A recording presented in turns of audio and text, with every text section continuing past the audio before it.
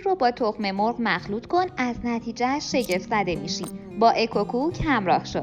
2 عدد تخم مرغ، 6 حب سیر و 1 قاشق چایخوری نمک رو با گوشت‌کوب برقی یه دست کنید.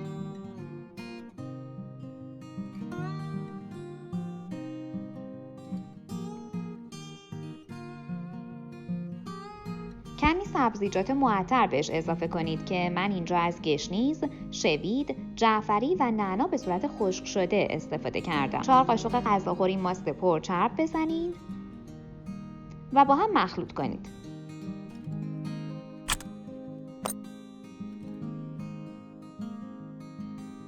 یه قاشق چایخوری بیکینگ پودر بزنید و به هم زدن ادامه بدید.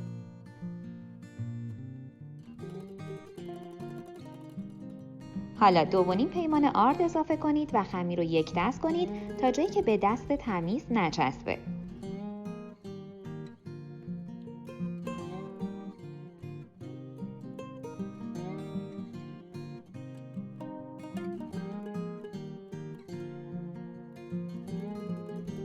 روی سطح کار رو آرد پاشی کنید و با بردن خمیر رو باز کنید و با کاتر گرد قالب بزنید.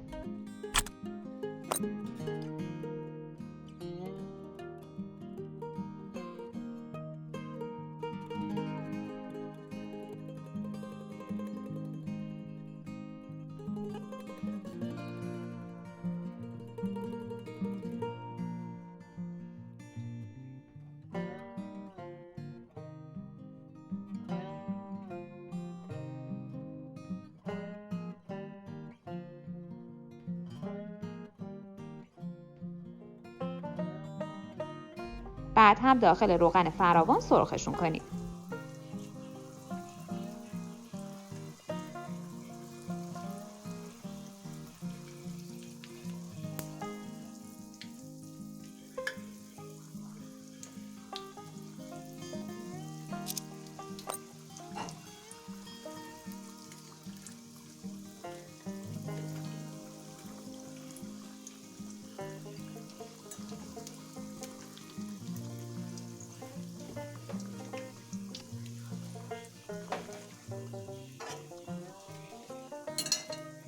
بفرمایید اینم از نتیجه کار. پیشنهاد میکنم حتما درستش کنید چون فوق‌العاده است.